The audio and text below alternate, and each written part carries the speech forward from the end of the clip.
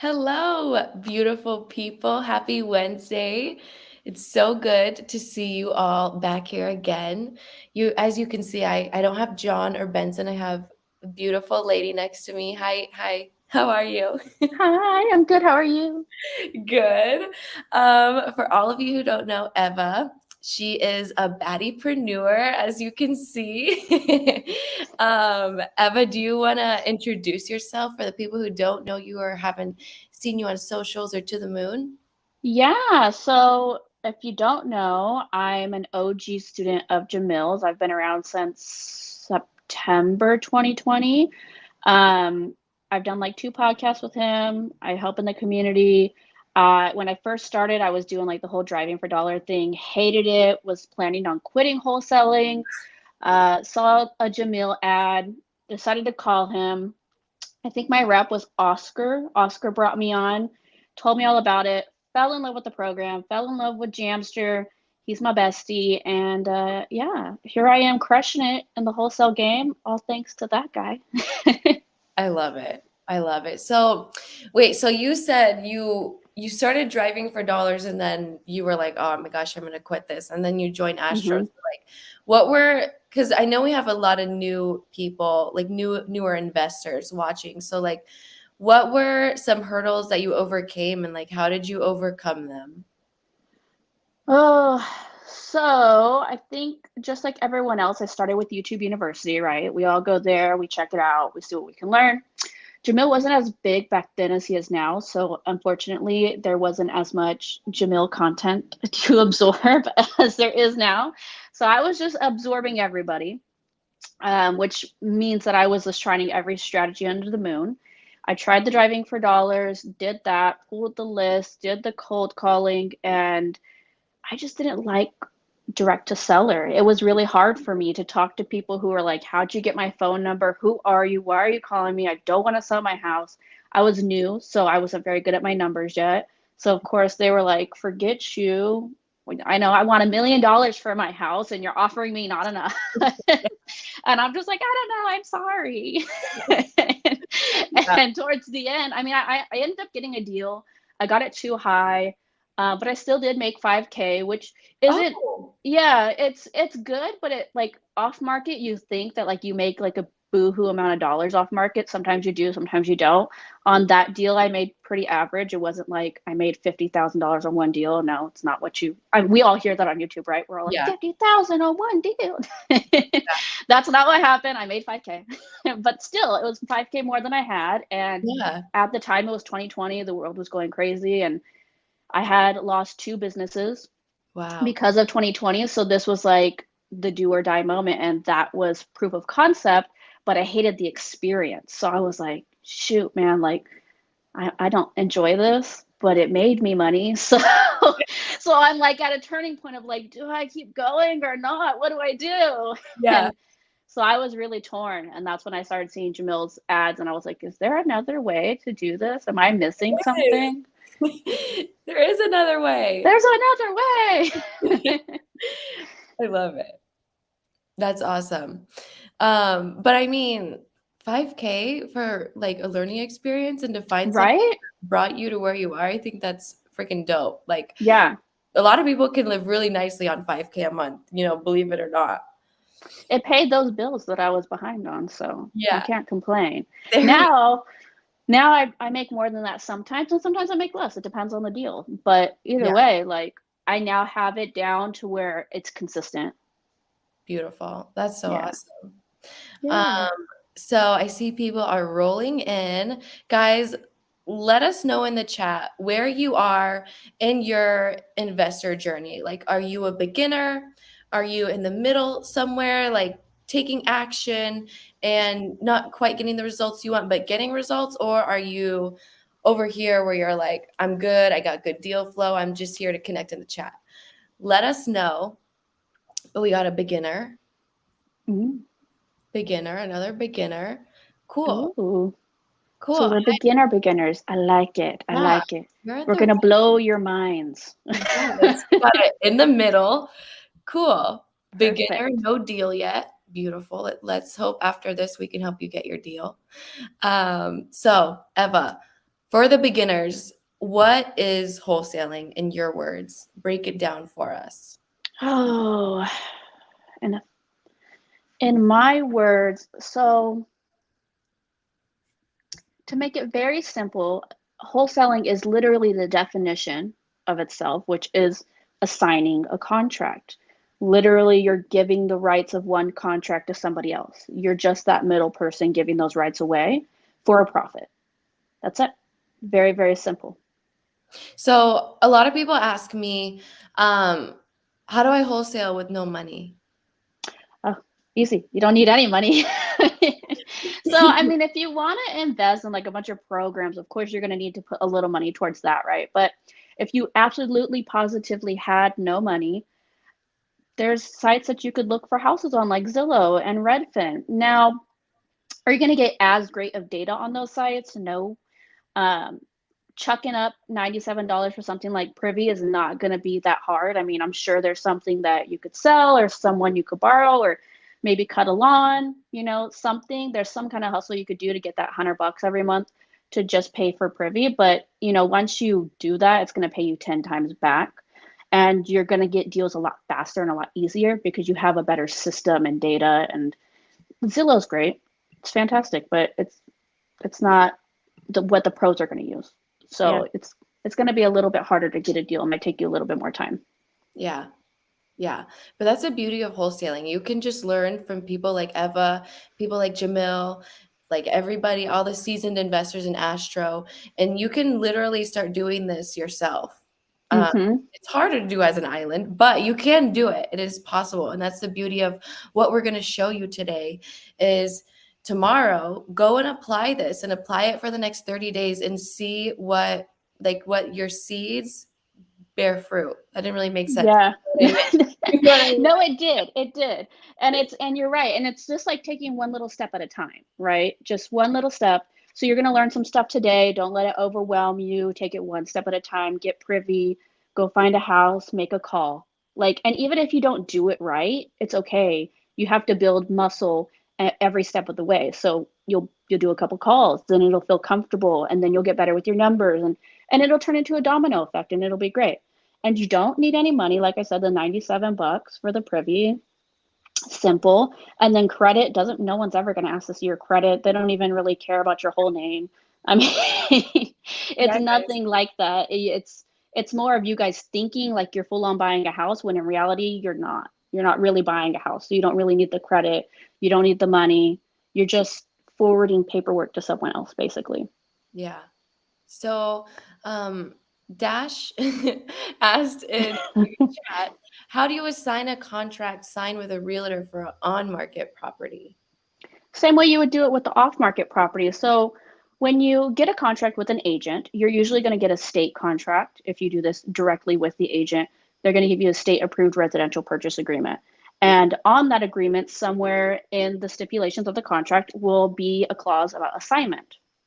The assignment would say it's non-assignable, it is assignable, something along those lines. You'll ask it to be assignable, and then you will get a secondary contract, which is called an assignment contract. And on that contract, it just states that you're giving all the original rules on this first contract over to this person. Now they're all responsible for that. You're no longer responsible, but because you connected it all together, you get accommodated for that. You get a fee. You get an assignment fee.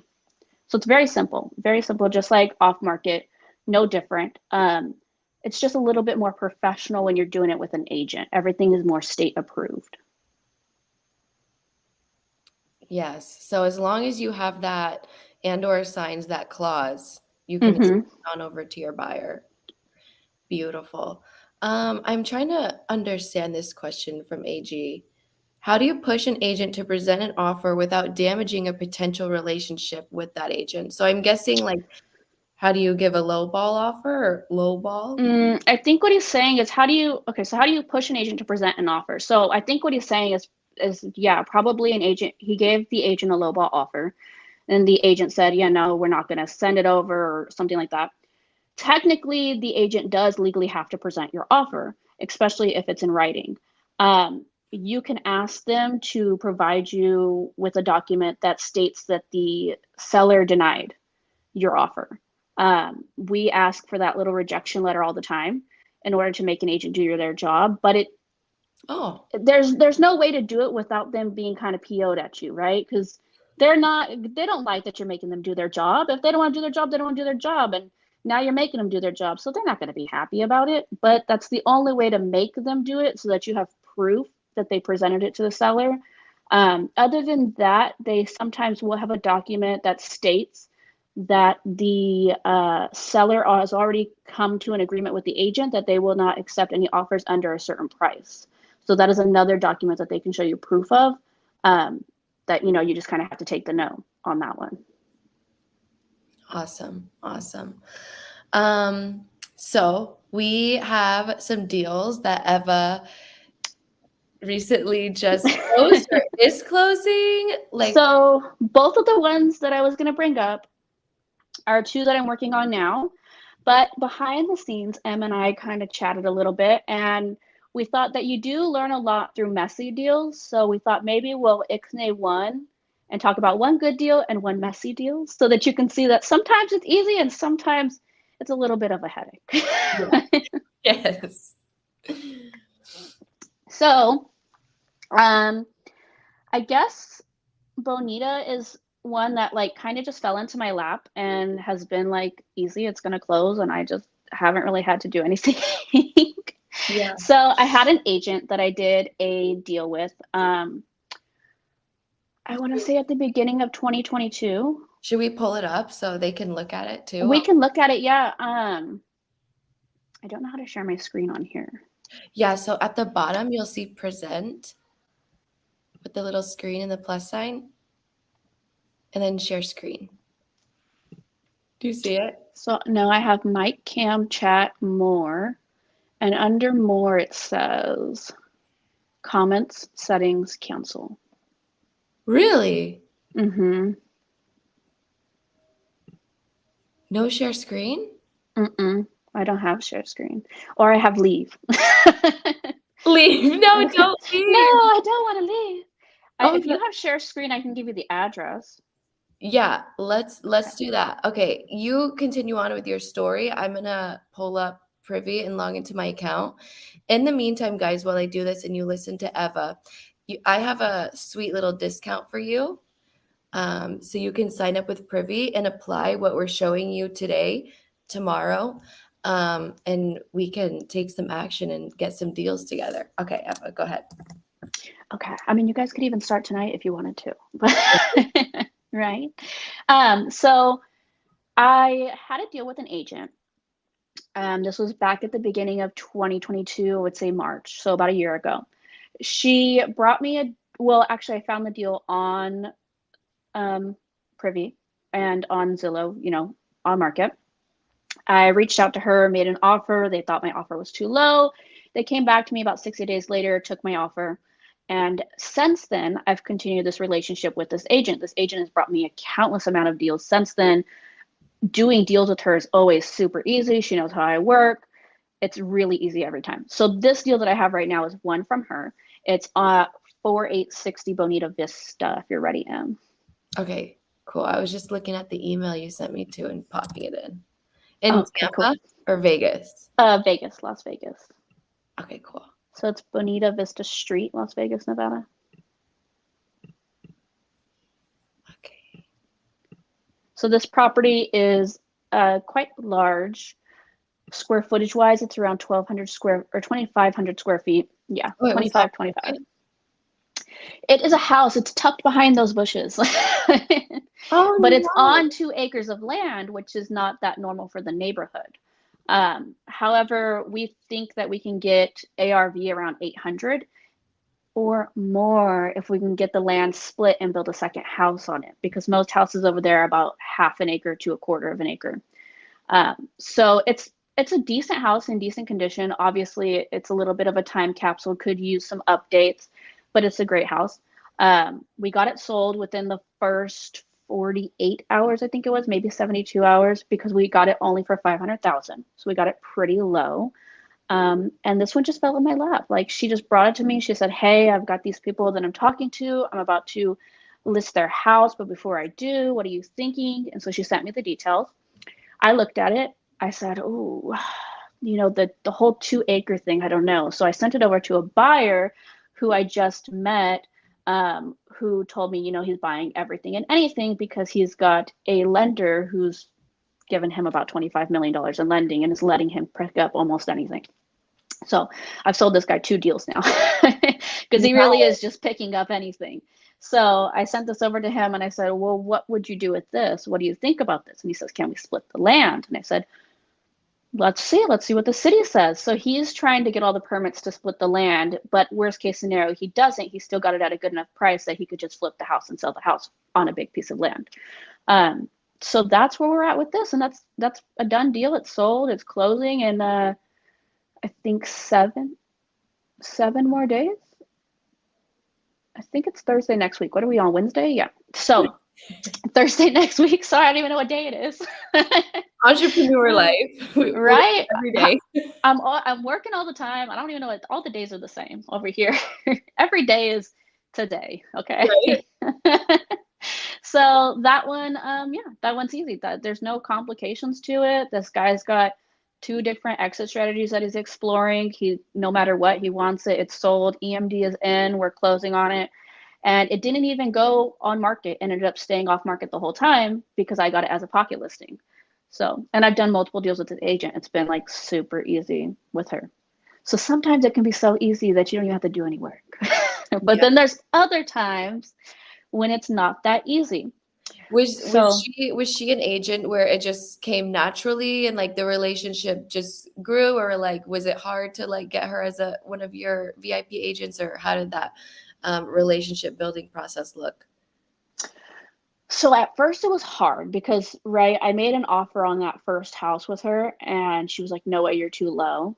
So she was like a little offended, right? She was like, yeah, no, it's not going to happen. Thanks, but no thanks. Come again, kind of thing. And so I was like, okay. It took them about 30 days to come back to me and be like, hey, are you still interested? And I was like, yeah. But the price that I came in at, I still had to come down like 20K because, and this, I was going to say, this was one of the hard ones that I was going to talk about, but I chose to talk about Welsh. So we'll talk about Welsh next. But another one that was hard is the first one that I ever did with her, and it was Hart Avenue. And Hart Avenue, the house was already in bad condition, you could tell. But when you actually got someone in there, the tenants had like duct taped the floor to the wall. And it was weird. You're like, why do these people have duct tape right here? Like, what's going on? Are they trying to cover a draft or something? Like, what is this? And so when the contractor went in and pulled the tape away, the floor and the wall were pulling apart like that much. The whole foundation was shifting on that house. Oh no. So, and they were trying to cover that up. So I was like, oh, we got to be like a whole $20,000-$30,000 less than what I said the first time because nobody knew you were duct taping floors and walls together. Yeah. Wow. So yeah, crazy stories, crazy things happen. You see all kinds of weird stuff in this industry. Yeah. But foundation issues are very expensive to repair. Mm-hmm. So yeah. If a subject has a lot of foundation issues, that's like a great way to go in for a reduction, right?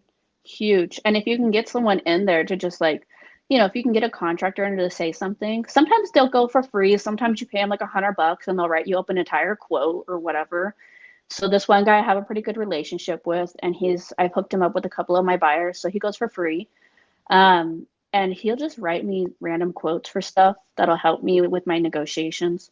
And that holds really well. When you can send something like that to an agent, it really, really helps you in those negotiations. Nice. Yeah. Okay. What is the other one? I'll pull it up for us. Okay. It's Welsh Avenue, but I can't remember the numbers. So I'm going to tell you the numbers right now in 2 seconds. Perfect. So this was on the whim, guys. We were just talking about this literally 1 minute before we went live. We really were. We were like, what about a sticky story? And we were like, oh, that one might be great to learn some lessons. Yes, it's always great to share. Right? I mean, crazy stuff happens and people do weird things. And the house is a crazy story, right? But the the little details in between is what really made it sticky and ended up extending the close of escrow by like 3 months. So it's a sticky situation. I thought I was going to get a 10-day close and make some money really quick, but I ended up having to wait an extra 3 months for this deal to close and get paid on. And I made, I think, 7,500 on this deal. Nice. So that's actually a great question to ask. So when you're working a deal and you hit bumps in the road like that, like what would you tell a beginner investor to help them get through it? Hang on. Hang on and hang on tight. Hold on to your diapies, babies. I have the address for you if you want to type it. Yep. It's 6905 Welsh Circle, Las Vegas. Alrighty. So what I would tell you guys, this is what it looks like after it was done. But what I would tell you guys on a situation like that is don't get discouraged. Keep working on the next deal. That one's going to close. It's just going to take a little bit longer, but keep pushing forward.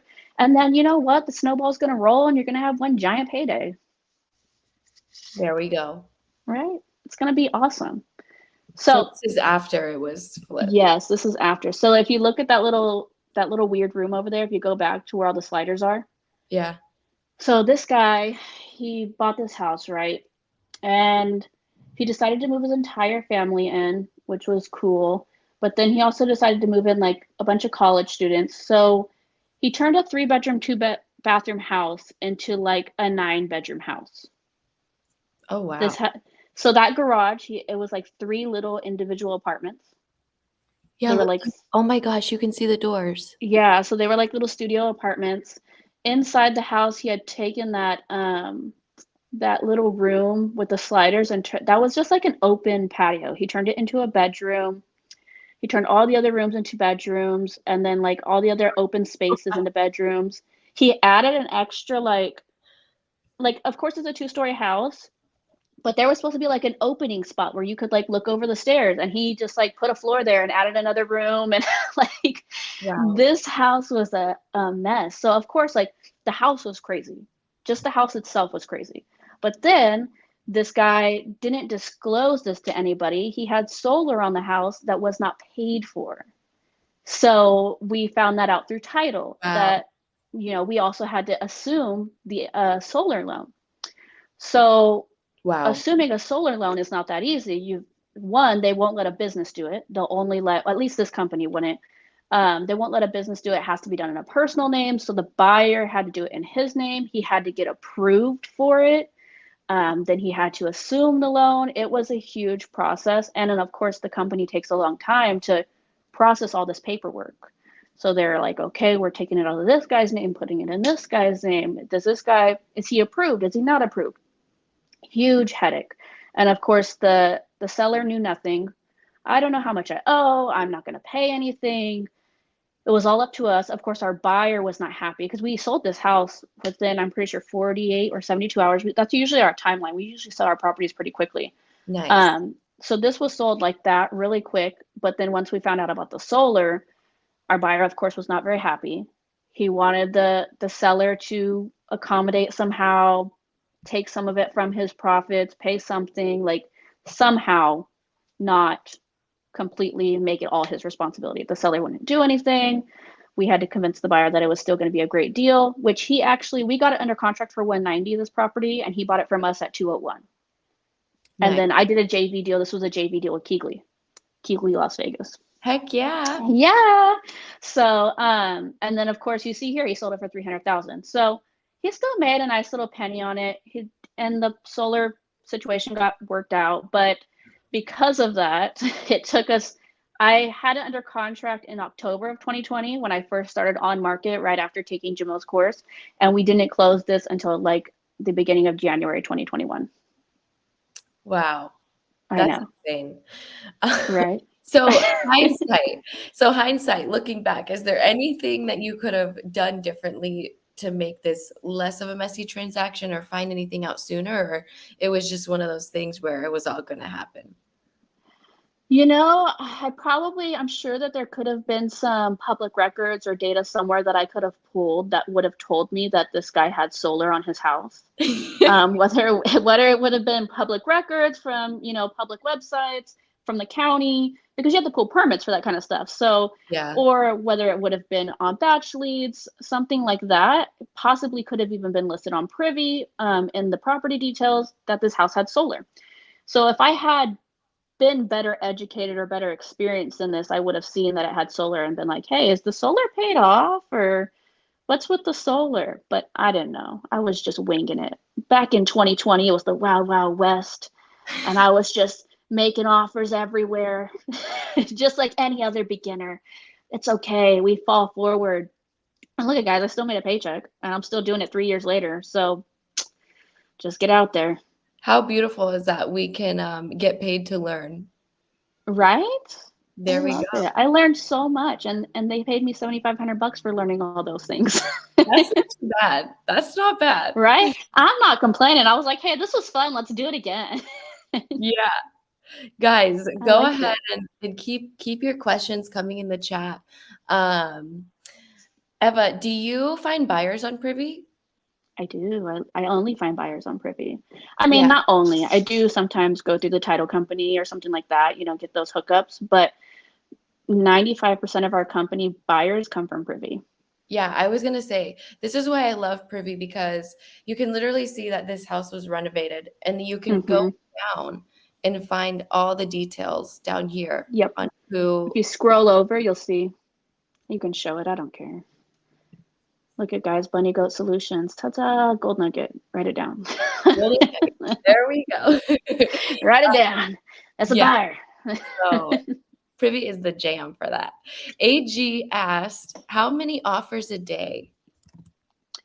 So I always tell everybody that you need to do a minimum of 15 quality offers a day. Now, what do I mean by quality offers? That doesn't mean that you just made a phone call and then they didn't answer and you hang up and then you sent a text message saying, hey, I called you, and nothing ever comes from that. You need to have a quality conversation, give numbers, exchange information, possibly even get something signed. That's all quality. Doing 15 of those a day, you can probably get yourself 1 to 3 deals a month. But not having a quality conversation saying that you did 15 calls and none of those calls actually ever went anywhere, you're not going to get anything at that point because you never made any exchange. Perfect. I love that. So, on that note, let's go into Privy and let's pull up some properties that you would write offers on and why you would pick this as a property to write an offer on or stuff like that. So, Yeah. where do you want me to go? So type in Las Vegas Okay. and then click on the filters. Click include surrounding areas. Click fix and flip. ARV 75. Ooh, we could leave it at 75. I got people buying between 70 and 80. Depends on the person. Okay, you want to 75 is good. Yeah, go down. So this is when it's really important for you guys to know your market. So as a beginner, I would do a bit of a market evaluation first, kind of get familiar with the market, understand the market, kind of look at houses that are ugly and see what price they're going at per square foot, and then kind of see what price per square foot houses that are new and renovated are going for. Like understand your market. Talk to some real estate agents, talk to some buyers, talk to other wholesalers who are doing well, like understand what you're looking at in your market. So for Vegas, I know that most ugly houses are going to be under the year 2005. So go to built and put high of 2005. I also know that the price per square foot on an ugly house is usually about 185 on the high. What was that? Sorry. 185. Yep, perfect. Um, you can leave sorting. Days on market, past 6 months, that's fine. Sometimes I'll do keywords, but I usually don't like to because it ends up taking away a lot of gold nugget houses that you could have found if you didn't have it. So I usually leave that blank, but I know some people like to say use keywords. I mean, if you do it, just do it sometimes without two so you don't miss anything. Okay. And then I'd click run search. Alrighty. And let's scroll. It's giving us pretties. Oh, that one's ugly, but it's a mobile. So mobiles are 50-50. I don't have a ton of people who like mobiles, so I kind of keep it. There's just like so many variables when it comes to like 55 and older and if it comes with the land or not. Oh, that's ugly. I like that. What's going on with that one? Let's click through these pictures. So was it all the junk outside that caught your eye? The junk outside, the roof looks like it needs a little bit of love. Now we're looking through these pictures and it looks like it might be a mobile home. What was going on with that back one? Or did you go to a different property? Oh no, I came back. Oh, okay. You went to a different property on accident? Yeah, this is Yeah. this is the original one. This is okay. I was like, wait a minute. Is it a mobile home in the back? What's going on here? Okay, so then you just see it's kind of like crowded. They've got like a lot of stuff, especially in there. Just a lot of stuff accumulated. Looks like they got to move to a bigger house. Yeah, huh. They need more room. Overall, not bad, the house. I like this one. Now let's look at the comparables.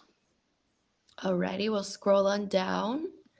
And if you guys aren't familiar with Privy makes it really easy to comp because as you can see, it pulls up everything that you can compare in the area. Yeah, it makes it super easy to do just like a quick look overview.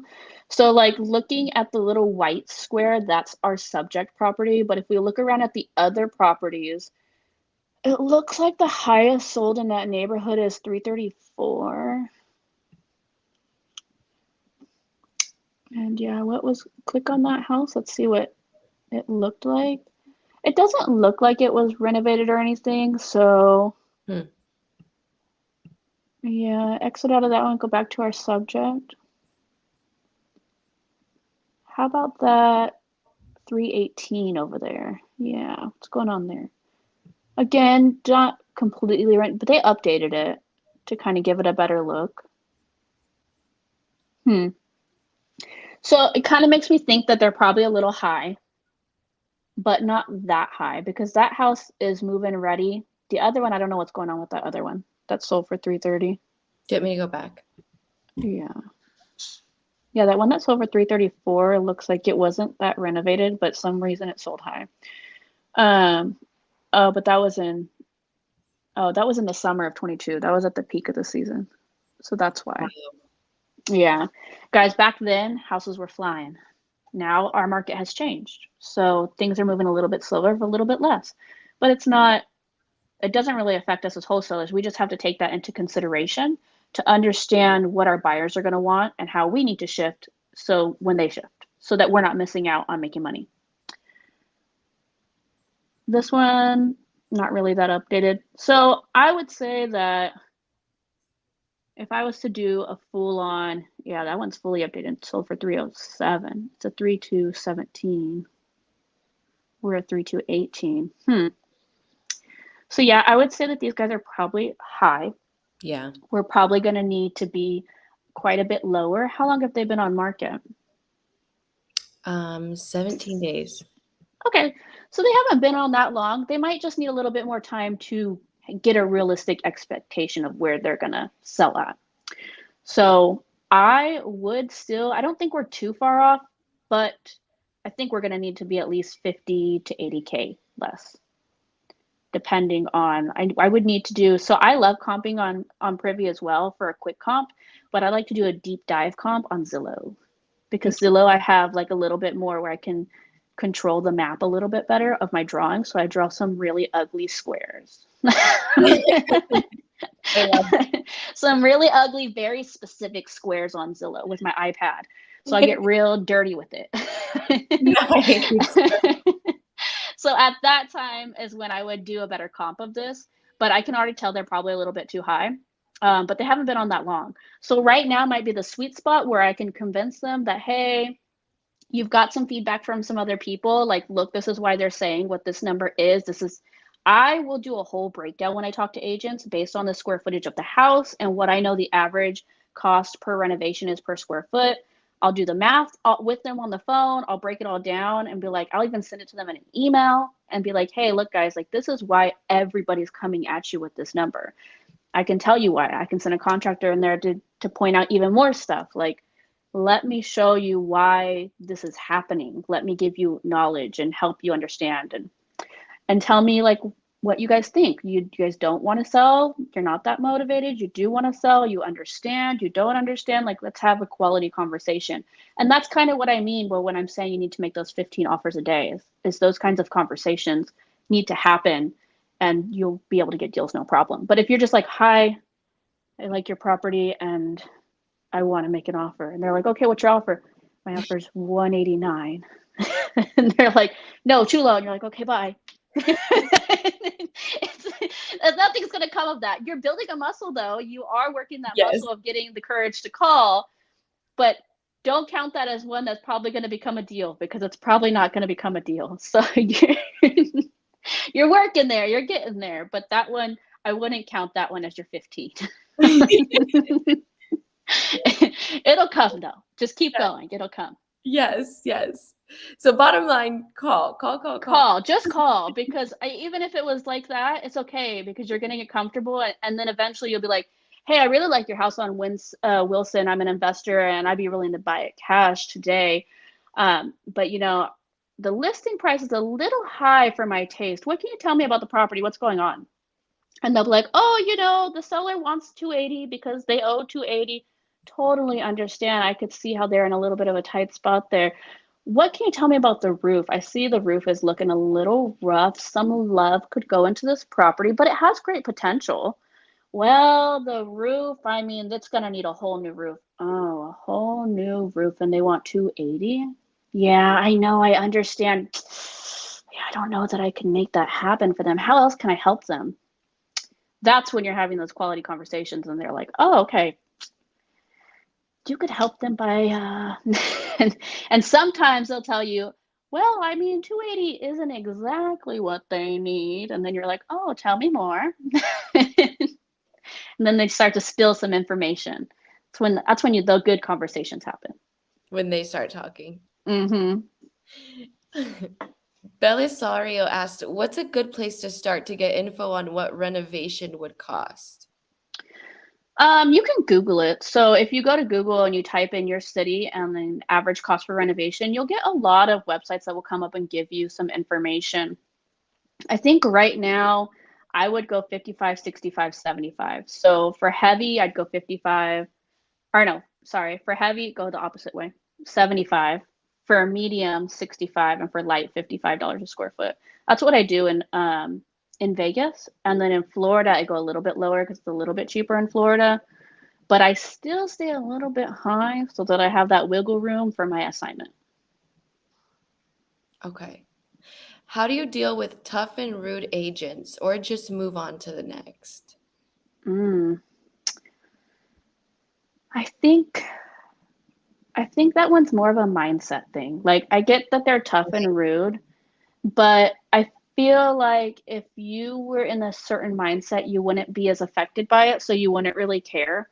And you just kind of gloss over it. I mean, I don't know. Sometimes agents get a little bit tough because they're tired of getting the same calls with the same questions. I mean, if you look at it from their point of view, you could totally understand.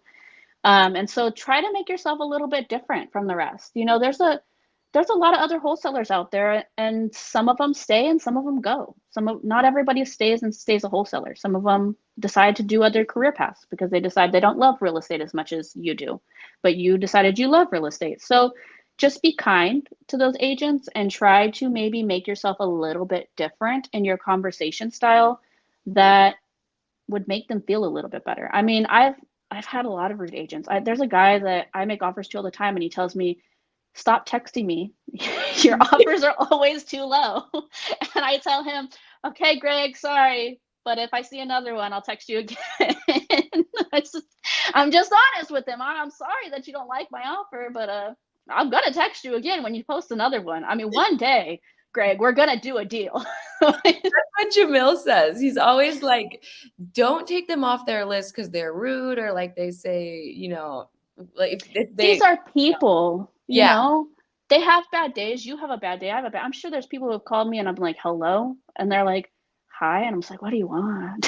I don't say that, but my attitude probably says that, and I don't mean to be like that, but maybe it's just like some really crappy stuff happened that day, and I'm just trying to get to the end of it so I can go to sleep and wake up to a new day.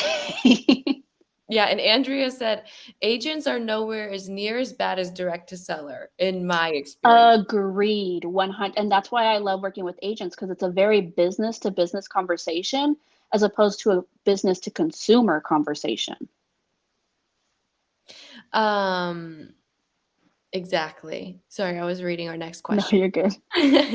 How do you explain your numbers or comps to agents? My mistake was sharing the comping rules and they didn't agree with them. Well, I mean, agents are trained differently than you. So what I tell agents is you're an agent and you're looking at comping for a retail, right? Like a retail buyer. But I'm looking at it to make money, not lose money. So what's the safest route for me? I have to follow these rules to always guarantee that I'm going to make money, not lose money. So these are my rules as an investor, and these are the same rules that every other investor who knows what they're doing and has experience under their belt is going to use. So here's the rules. They differ. They're not that much different from appraisal rules, but they're a little bit different. And that's because we're trying to profit off the property, not live in the property for 20, 30 years and then pass it down to our kids or sell it when we're old and we want a new house. There we go. Austin said, I'm actually in contact with the agent on this property. She's a sub 2 student, he said on this one. Oh, is she? How cool. That's awesome. That's fun. Okay. That is Let's really keep going. cool. Let's keep going. Yeah, what else can we look at? Let's see. Oh wow, they Give really us some edited this goods. picture. I'll tell you guys that there's probably a lot of. Wait, did they Photoshop those trees on? I don't know. It Oh looks no. very vibrant. I was like, oh my God. There's what is his name? There's an agent in Vegas. I love him. He photoshops a Rolls Royce in front of all his properties. Oh my God. He's the best. I love seeing his properties. There's always a Rolls Royce in the driveway or sitting in front of the house. That is amazing. I can't remember his name right now. This one looks good, yeah. I would look at this one. Oh, let's It looks like it could potentially be okay on the inside. uh It's not, yeah, see, it's not too bad. It's not great, but it's an average. Well, it's happening here. And then it gets weird. Is this a permanent addition to this home? That would be my first oh, question when I called the agent. oh yeah. I would be like, what's going on with the addition in the back? Is this permitted or are we just winging it? Does the city know? So what does that mean for you as a wholesaler if it's not permitted? I'm going to have a smaller buyer pool. Some of my buyers are super picky about that. Some of them are not. So the issue with additions that are not permitted is like either one, they're going to have to tear it down, or two, they're going to have to wait to get it permitted, and that takes a longer time on their flip. So it's like, do they want to take that risk or not? Back in October, a lot of my buyers would not take that risk because between October and February, the market was shifting a lot. And so we were in a little bit of a standstill, and the buyers who were still flipping were very, very picky about what they were doing. In Vegas, it's starting to pick up a little bit over the last 3 weeks, but right between that October to February timeline, I would have had a hard time getting someone to take on an unpermitted addition. Oof. Yeah, they would have told me it's just too risky right now. Okay, so where do we go from here? Well, I mean, I would look at it and then I would probably be like, it's good. So then I'd look down at the comps, the comparables, and I always want to know like, so I would redo this square because I'm I don't like crossing highways at all, but just looking at this 350 down there over by Wyoming, I think I it can crosses. draw. Oh, okay, there we go. Okay, Yeah. where do you want me to go? Um, I mean, it's already showing us what we have. So, I mean, if I was to draw the square, it would be across the 159. and it would come down the little yellow highway. Wait, okay, so where do you want me to start? Right here? So go at the corner of Palm Street and the 159. Okay. And Right then here. make a line through 159 to the yellow. Okay. Now go down the yellow to Wyoming. Okay. Now go across Wyoming to Palm. And then And back then up. up. Yep, and back up. So that's where I would stay. Even if I was on Zillow, I would make them that small. You don't really want to cross too many main roads. So like Wyoming's not a big main road, and neither is Palm. Those are pretty small main roads. So if you absolutely had to cross those streets, you could kind of make the excuse to cross them. But Charleston, which is the 159, I would not cross. And the yellow road is not actually a road; it's a freeway, and I would not cross that either. Those are two like non-negotiables. It's just not happening. For any, So for that's any. pretty much where I'd stay. Okay. We've got a cute little house right here though on Hawaii Avenue. Look at Hawaii. There you go, Em. This one, I know, and this one's Honolulu. Aw. I love that. Guys, by the way, for anybody who needs help with comping, I just dropped Jamil's appraisal rules in the chat. Go ahead and download Perfect. those. They're very helpful for comping. Yes. Basically what Eva was just saying. Mm-hmm. Okay. Does this look like it was flipped? So it doesn't look like it was fully renovated, but it looks like someone updated it. So the before and after don't look that different. Yeah. The best way to know would no, I don't think this was flipped. Not with that kitchen. Unless They someone might had think very so. unique taste. I don't know. Yeah.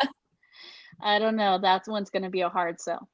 Um, I mean, so it's not flipped, but it is move-in ready. It's a decent, pretty nice looking house, and it sold at 330. Um, our house, in my opinion, would be listed too high, so we would have to negotiate this down. Which that's always going to be the thing. I think for newbies, when they look on market, a lot of people tell me, "Oh, but what if I'm not at the asking price?" The asking price is just an asking price. And typically, as a wholesaler, you never want to be at the asking price because psychologically, your buyer doesn't technically feel like they're really getting a deal if you're at the listing price. If you're below the listing price, now they want to listen and look at your deal. If you're at the listing price, unless you have a really good relationship with that buyer, it's going to be a little bit harder of a sale. Or Yes. unless it's like listed really crazy good, and that doesn't happen very often. But if it does happen, it's because that agent is familiar with investors or is an investor themselves. So this is listed 20 days. So what does that tell you as an investor? Yeah. That just tells me that it's a new property. So like for anything that's listed under, so for Vegas, I would say right now, I think 35 days is probably like, if you get past 35 days, then you're like, they're probably not being realistic or they're waiting for a better price or something. Then you get to 60 days and you're like, all right, these guys are they're just hanging on tight for I don't know what, Yeah. for this magical buyer to come by and give them asking. But at 20 days, I feel like they're a little bit at that point where they've heard enough feedback from other, because at day like 2, they have like 4 or 5 offers. So know Yeah. that there's people offering. At day 20, they have a little bit of a realistic expectation or understanding of where people want to be on this property.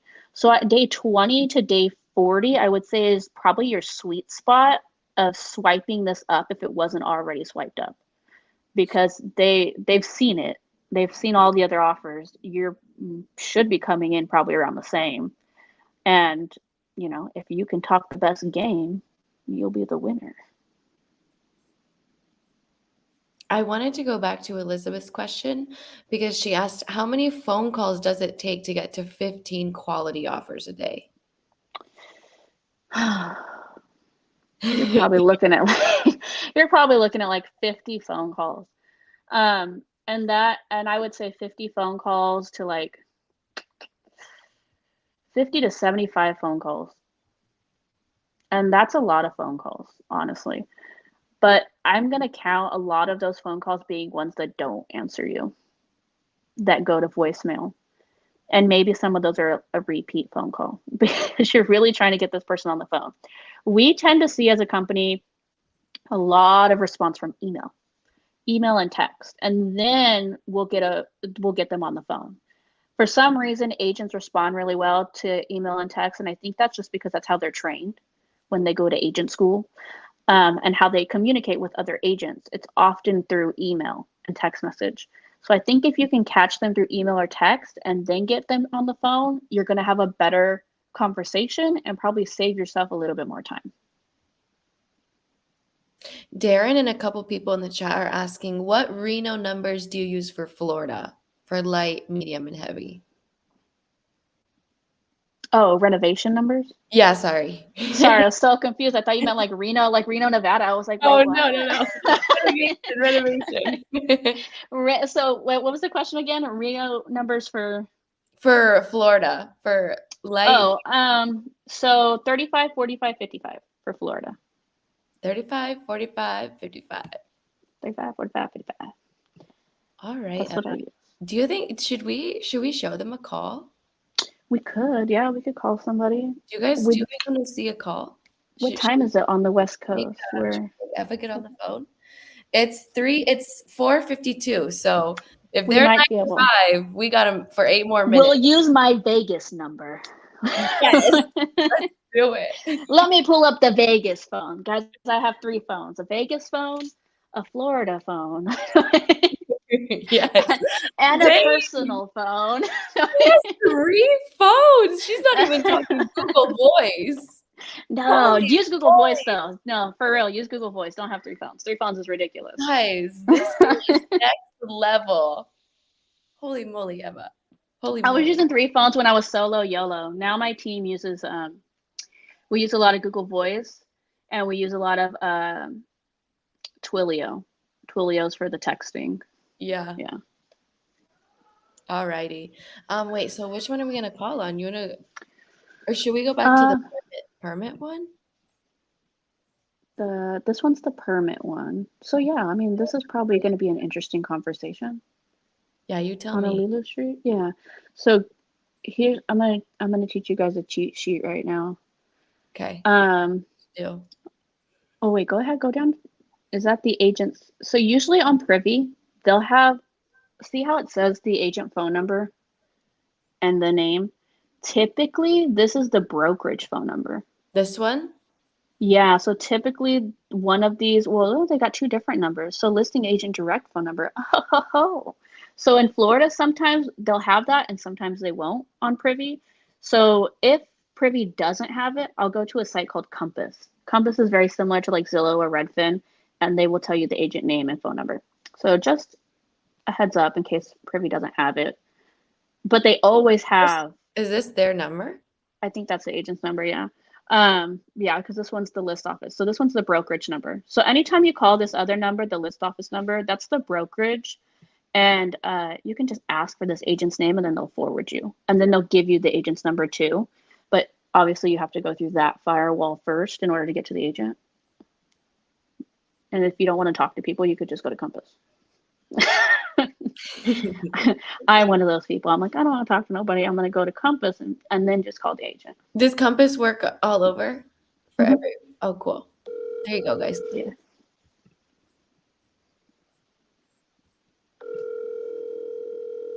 Can you guys hear this? Yep. Hello? Hi, is this Erica? This is Erica. Hey, Erica, this is Eva. I'm calling about your property on Honolulu Street. So I really like it. It looks like it could be a great investment property.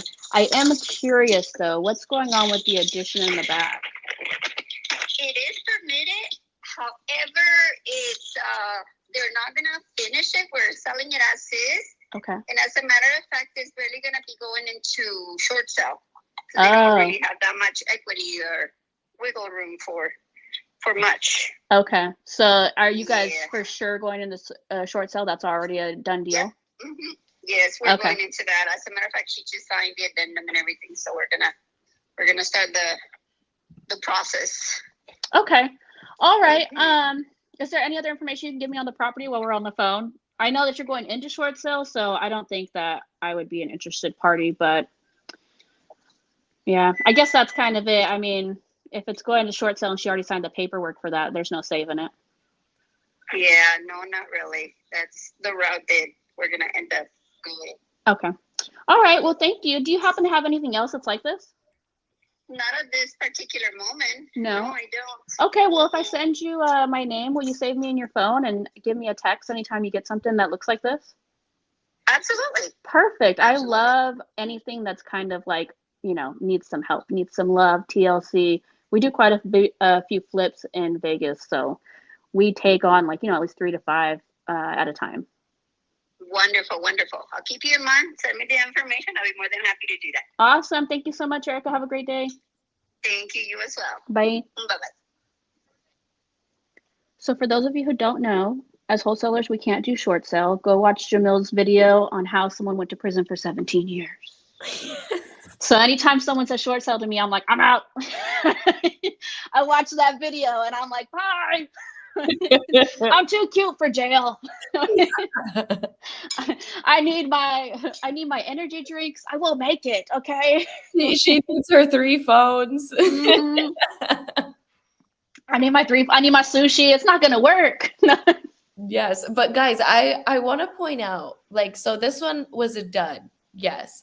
Yeah. But notice how Eva, she made sure to connect with the agent and was like, hey, if you do get any more like this, or do you have any more like this, right? Yeah, to build that relationship. Now you give them your information, you tell them like, can we follow up? That's perfect. But the key is that you actually reach out to these people every week, because that conversation, she's not going to remember 2 weeks from now. If she will, if I jog her memory about it, but like, she's not going to be like, oh, let me remember Eva. She probably doesn't even remember my name in 3 days. She won't. So I have to text her every week now and tell her, hey, Erica, remember Honolulu? Unfortunately, that one wasn't going to work for us, but I'm still interested in anything similar. And I always notate the property that I talk to them on so that they have an idea of what I'm looking for. Because if I say, oh, Honolulu, they instantly go, oh, Honolulu. Okay, something like Honolulu. Instead of me going, I want something ugly. That's a fix and flip. That's a hoarder house. That's a burn. I don't know. There's a lot of burn houses in Florida. I'm not Florida, Las Vegas. Let's look for another one. Let's try to get a. Oh, that one looks like it needs help. Like it's screaming help. It really is. What is going on here? Wow. Yeah. Is there even a roof on it? No, it looks like a flat roof with a tarp. Yeah, it's a tarp. Look at how they have the wood stapled down to hold the tarp. Dang. Okay. Yeah, so this one has no roof. Here we go. Maiden. All right. Guys, look how awesome Privy is. It just has a number up here for you. And that is amazing. That's what I love. I'll drop the discount code. My job's so easy when you do it like this, Privy. Thank you.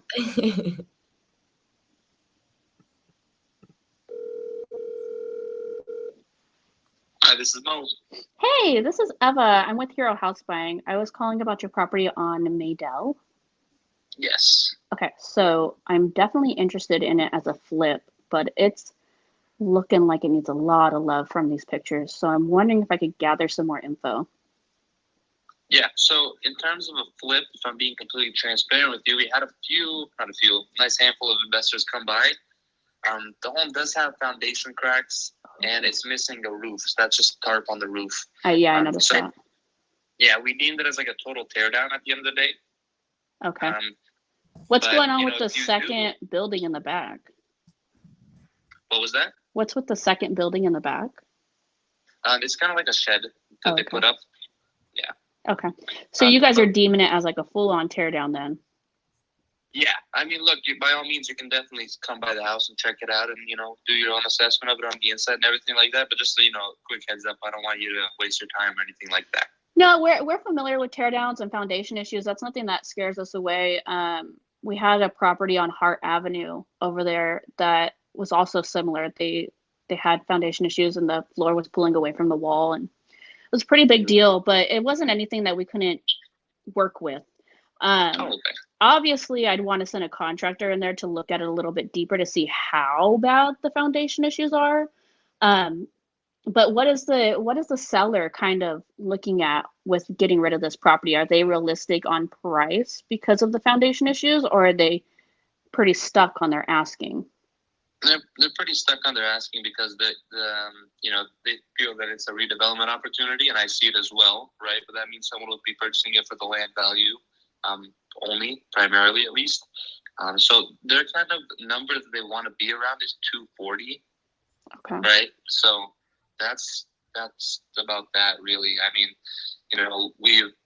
they have rejected offers that, the one we had was at 220, and they didn't want to do that either. Okay. They thought that was still low and stuff like that. So that's where they stand with that. Have they gathered any information from the city on redevelopment? Has it been zoned for multifamily? Well, it can be zoned for multifamily. That would be something that, the potential buyer, if it's you guys, would have to go to the city and talk to them about. But if you see on every side of the building, there is a fourplex or a sixplex at the end of the day. And yeah, it's one of the last single stories in that whole cul-de-sac over there. Okay. All right. Well, that's super interesting. We were looking at it as like a flip, but we'd be willing to consider it as a tear down and building a smaller multifamily, but we know what that process is like with the city. So I would want to do a little bit more research to see what the city says. Has anyone in your investor pool of people come back and say that, they've looked at anything with the city? No one really got back to me on that. I had I had some clients that went down and talked to the city. They were represented by another agent, obviously, but never really heard back from them in terms of that. But, at the end of the day, I really don't think it should be an issue, since, like I said, everyone around, even, door to door, is a, 4-unit apartment building or more. Okay. All right. Well, thank you so much for all that info. I'm going to give you a text back here shortly after I look a little further into that. But I am super interested. Do you also have anything else that's like this? Nothing at the moment, no. No. Okay. All right. Well, I'm going to look more into seeing what we could do as in multifamily, because that would be the only thing that makes sense for us to come in at this price. Right. So I will take a look at that. If you happen to get anything else in the next couple days, could you please shoot it to me? Because I would love to get something within this week. We're looking to do 3 more flips this month.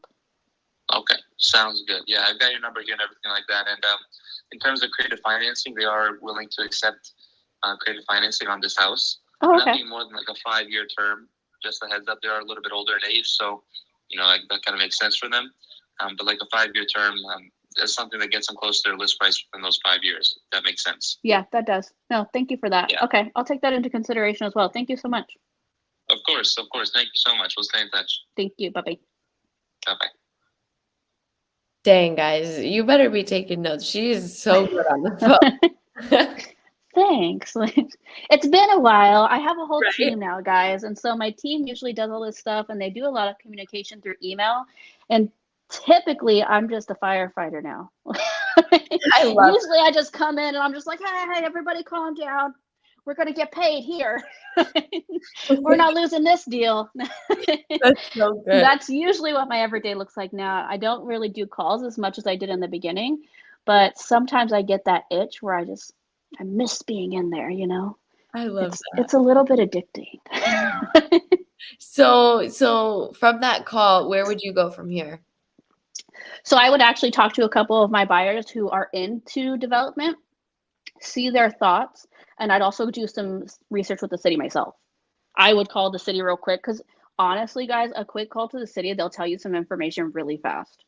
If you give them the APN number and you tell them, hey, I'm an investor, I'm looking at purchasing this property, but I don't want to do it unless I know that this can be, switched into multifamily, whatever it needs to be turned into, he is right. There's tons of multifamily in that area. It reminds me a lot of the Water District in Henderson, which is doing a lot of the same stuff where they're tearing down single families and making multifamily. So it's something that I'm familiar with, and I do have a buyer who would be interested in it. So I would go and talk to him, and then I would gather information from the city for him, and then I'd bring it back to him, and he would tell me what he thinks and what he would want to be at. And then I would go back to this agent and tell him, okay, this is what we want to be at. Overall, if I wanted to make a quick offer, I would comp it and offer as a single family to get an offer in there. But he's already kind of made it. If you listen to what he said, they're not willing to go under 240. They denied a 220. So they're not ready to be realistic for the whole it's a single family concept yet. So this would be one that you would really have to work on. Plus, he's also already thrown in the creative finance strategy in there. So he's really trying to sell anybody on the tear it down and build a multifamily thing. He's an advanced agent. He would be an investor friendly agent for sure. Heck yeah. Yeah. Abraham asked, can you call the city right now? No, they're closed. It's after 5. Wait, so when you say call the city, just because I'm sure somebody out there is wondering this, what do you look up to call? Oh, I just call. So usually I would just look up, so for Nevada, I would just look up the county. I think it's Clark County. So the Clark County office in Nevada is where I'd look, because this is the 89101 area code, so, or zip code. So I think that's Clark County. So I would call Clark County, and then I would ask them, and they'd tell me which development area I would need to talk to, or who I need to talk to. And then they would give me that direct number, and I'd call them. Sometimes you can get an answer right then and there. Sometimes you have to go to someone else. For Florida, they call it the county assessor's office. So it's a little bit different here. I was born and raised in the West Coast, so I'm learning a lot of weird things about the East Coast now living here. So just for those of you who were born and raised on the West Coast and you don't know, they don't have a DMV here, okay? It's called the county assessor's office. It's weird, but it feels just like the DMV.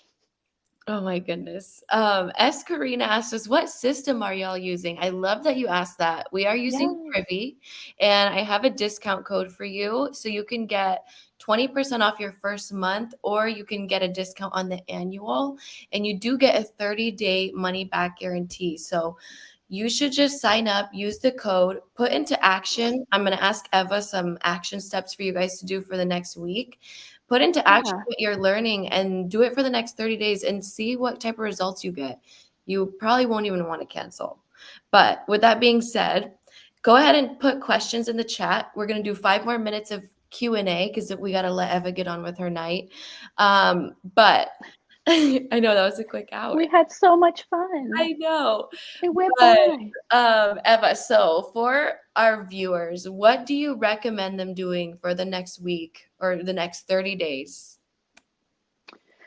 For the next 30 days. So here's what I would suggest. Here's your play-by-play plan, okay? You're going to get Privy. Just get it. Just bite the bullet, get it. You don't want to get the year, then get the monthly. It's not that huge of a deal. Once you get into this business, you start making money, you won't even realize that you're paying for anything. So just get in there, bite the bullet, do the investment in yourself, do the investment in your future business, get in there. You get in there, I want you to pick a market, pick just one market, okay? A popular market where a lot of activity is happening. Don't start looking in a bunch of places at once, just one place. Make it Vegas if you want. Vegas is small. Vegas is nice. People are nice in Vegas. Go there. Okay. And if you start in Vegas, you can have Eva Dispo for you. I'll help you. You can message me. Okay. So go to Vegas, look around, get an understanding for Vegas. If you're going to go to Vegas, I'll tell you right now that your ARV percentage is going to be 60 to 70%. Okay. 60 for really bad houses, 65 for average houses, 70 for houses that someone could move into, but could use some updating at the same time. Okay, you're going to go over there. You're going to look around, just peek at some houses. This one's ugly. Let me call this agent. You're just going to call agents and practice for a week. All right, you got that down. You feel good about it. Now look and see at some houses that were flipped. You'll see who flipped the house. Find some buyers. Have some conversations with some buyers. Join some Facebook groups. Talk to other wholesalers in Vegas on the Facebook groups. Now you've built yourself a whole little community. You've got a business already rolling just with those 3 little steps, okay? You're good to go. 30 days, you'll have a deal. I love that. That's it. It's not that hard. Let's make it simple, guys. Yes. Don't get overwhelmed. Talk to some people. That's it. TTP. TTP it. It's so good. Okay. Get privy, find people's names, and start calling them. It's gonna be all right. There we go. Master Chief M asks, can you speak to that more? Scaling your business and building a team who now does outreach for you. So speak to that more. So I don't what does that mean? I know, right? Okay, let's say, okay, first, okay, if you're scaling your business, where would you start? Automations and systems. So where am I going to start? Automations and systems. One, I'm going to master my market. I'm going to pick my market, find my market, master my market. Then I'm going to figure out how to automate and systemize everything I'm doing so that it's almost done without me.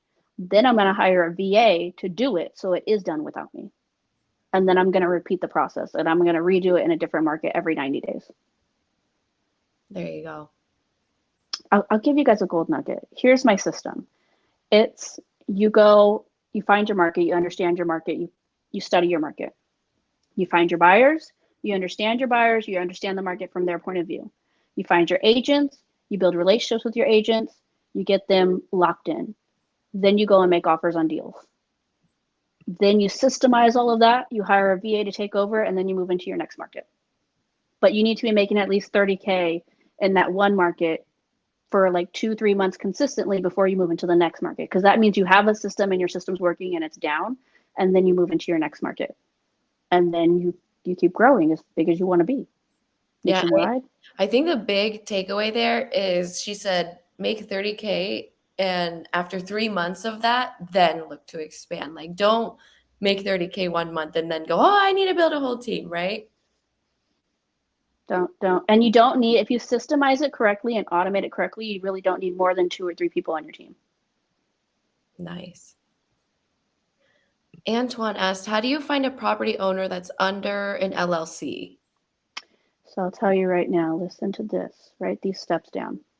You go to Privy, you look at the property history, you find the LLC. You grab the LLC, you paste it into Open Corporates. Open Corporates tells you where it's at. You go to that state website, you pull up that state documents, and you find the name. You take the name and the address associated with that name and business, and you put it into True People.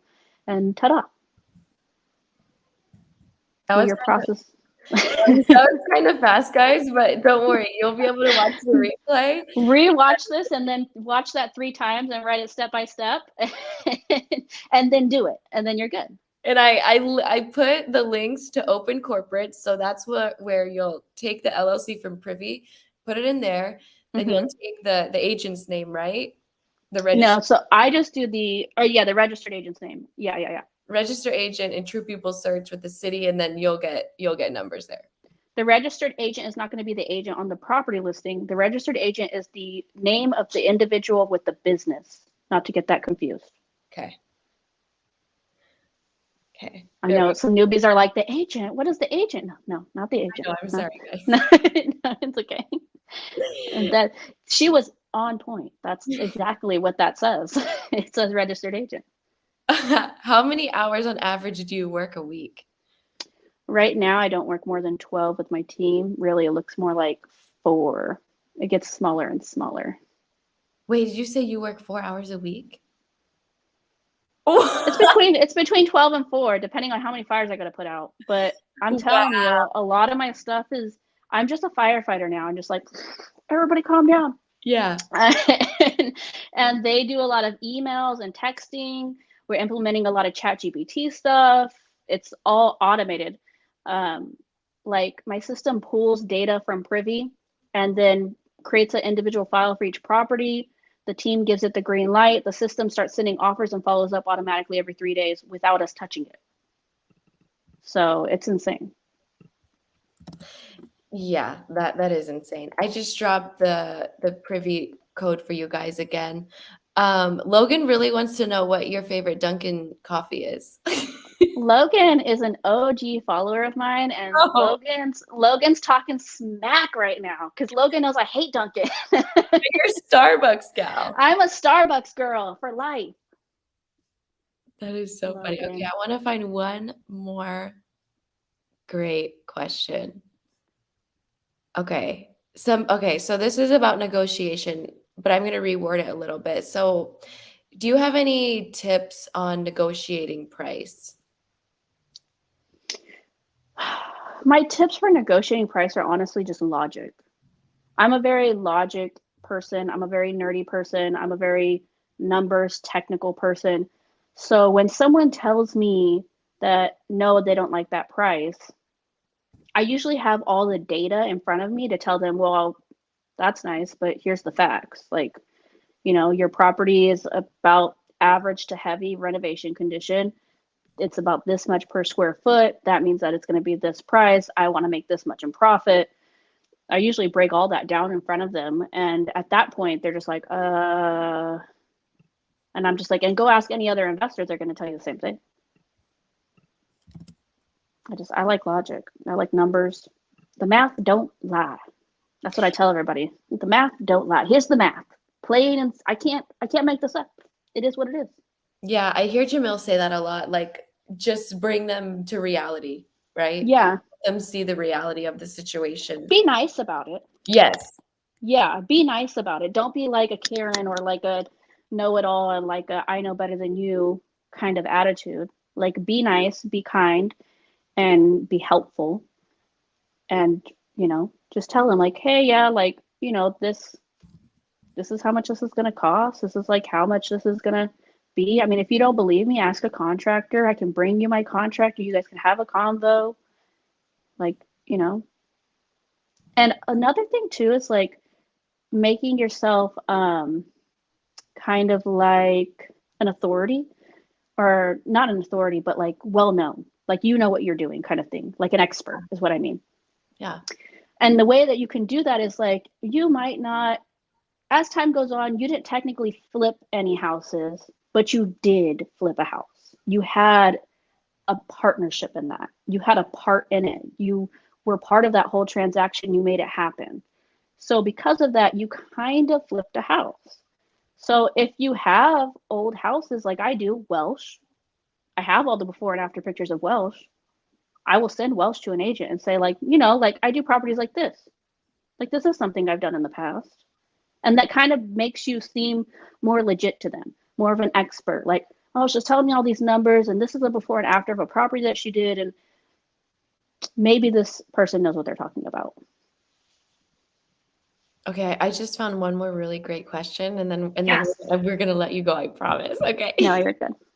AG asked, how would you manage making offers with a 10 to 6 W-2 job? This is a lot of people's reality. So guys, I have a really good podcast that just came out. I started my own podcast, just FYI. Whoop, whoop me. It took a long time. I was super nervous about doing it. But I have some really cool friends in this industry that I've made. And they tell me stories all the time. And I'm like, we need to put this out there to the people. So on this podcast, it's called Wholesaling with Baddipreneur. And I have a friend named Kai who used to work a job where he was working 16 hours a day. Wow. 16 hours a day. He would, on his 1 hour lunch break, find properties, comp properties. 1 hour after he got home, call agents, go to bed, start all over.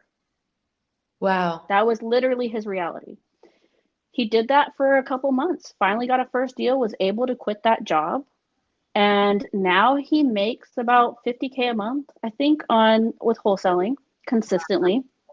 He fixes and flips properties with his twin brother, and he owns 9 properties. He did all of this in 1 year.